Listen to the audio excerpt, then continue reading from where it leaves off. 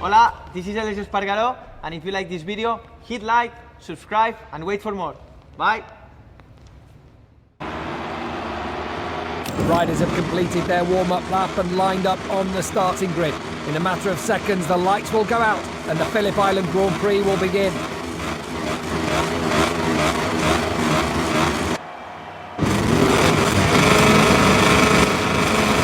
Eyes on the lights, and away we go. Good start from...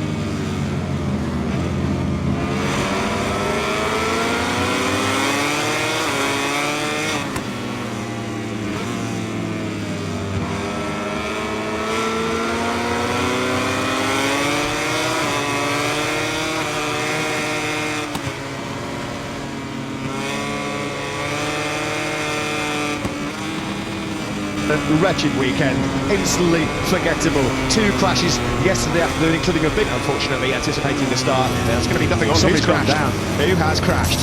We can hear it. That sounds big. That does sound big. On his birthday as well. And it looks like Mir has gone over to apologise potentially here. Good to see them both embracing. Back and forth on his 31st birthday for Danilo Petrucci. Not the farewell to MotoGP in Italy he was hoping for. Down and out earlier. Miller. Can he operate as the perfect wingman here? It's going to be tough work to keep Marc Marquez behind you for 24 and a bit moment. Yeah, big twitch there on the gas from Pecco Bagnaia. That squeezes that top three together even more. You just know though that exercise caution and common sense in this position. He will not fire it up the inside of Pecco Bagnaia. Just not worth the risk. No, and he shuts us down earlier on this weekend because he is well on course here for a big result. The championship not been at stake. It's not just the individual glory that's up for grabs here. Of course, Ducati right in contention potentially for a triple crown. It looked like at turn number 8. He could have eased through on Pecco there. Yeah, he's acting as the perfect wingman at the moment, isn't he, Jack Miller? Could be a few... Yeah, he's about half a second behind the Spaniard on the lone Suzuki entry now. Miller's down. Miller's gone. Oh dear, Jack Miller turns 2, 6 and 15. He's absolutely livid with himself. Incensed. Miller bails out then early on here, down at turn... For Jack Miller, turn 15. Another victim of that treacherous, tricky left-hander. You've got Marquez second, Espargaró third. And after watching that crash, Ducati are going to be a bit nervous now.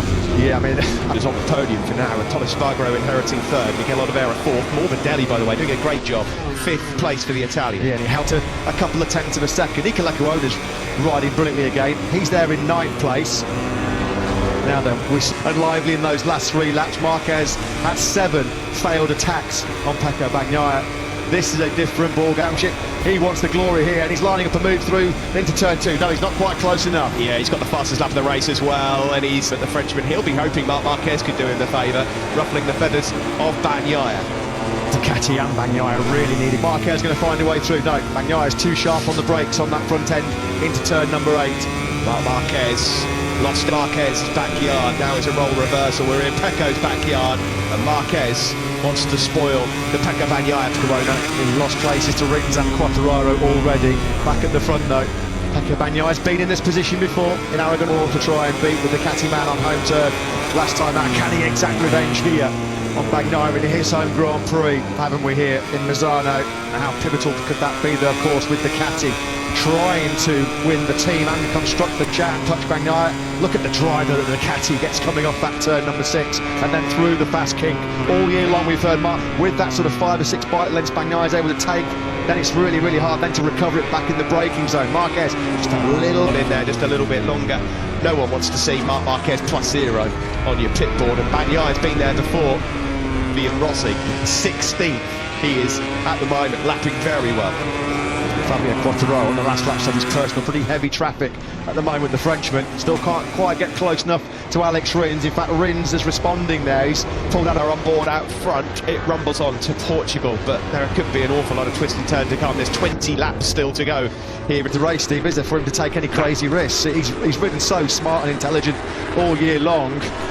He's had the brain to take the victory, and that's not a foregone conclusion with 20 laps to go and a certain Marc Marquez rampaging all over your rear tyre. Threes as well, doing an excellent job there in 7th place. He's about half a second behind Aleix Espargaro, who's having a really good ride. Tough weekend strength back in that right arm and right shoulder as Rins picks the pocket of Jorge Martin into turn 14, and now Quartararo trying to find one hand and four fingers on the biggest prize in global motorcycle racing. But at the moment, thankfully for Fabio Quartararo's sake and Yamaha, Ducati really need some favours here from Zarco. They need him to get on the pace of Quartararo and get through. Completes in second. Out of turn 8 we go. Still Marquez just, what, a 10th off. How many times have we seen classics with Jorge Lorenzo in particular, of course? Who could forget the memorable tussles with Andrea Dovizioso? And now, I don't think he'll need any dashboard messages. He'll be able to hear that Repsol Honda Marc Marquez all over his rear tyre. Quartararo has moved up to 9th though, because he's 6/10 behind Rins, who is fallen 1.5 seconds behind the impressive Luca Marini, who's tumbling down the tower. It might be Taka Nakagami, you know.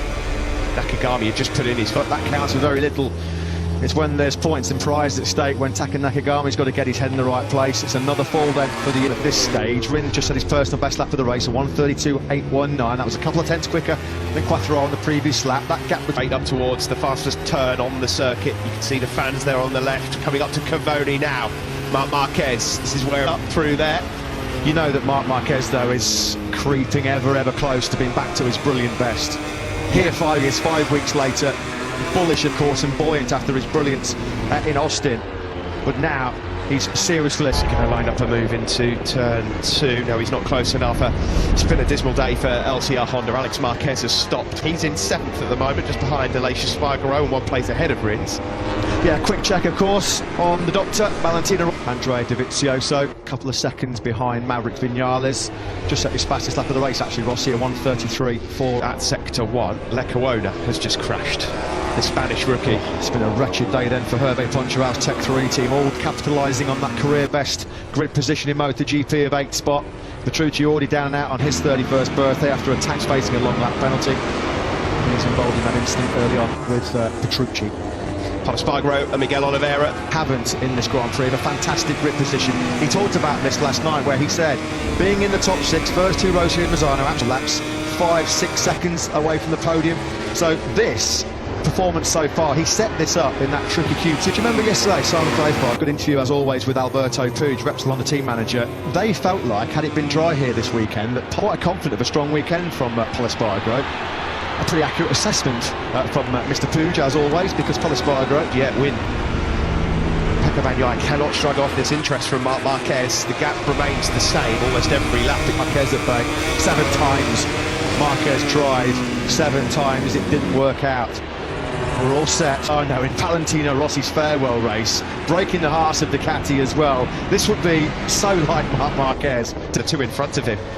It might get better yet for Pol Espargaro. 4th for Miguel Oliveira. Aleix Espargaro is now up into 5th. That's much better to your screen now, but it looks like another rider's gone down. It's Jorge Martin, Steve. Oh, that looks like it's another big one. He doesn't do small crash. He had an FP3 in Portimao, 8 fractures that day. Now this is an intriguing battle building up and brewing up in as well. He could actually pick each of these off and it could end up being a very good day at the office. And who had fantastic to reeling in and beating Pecco Bagnaia. The gap at the front between Bagnaia and Marquez still hovering around 0.2 of a second.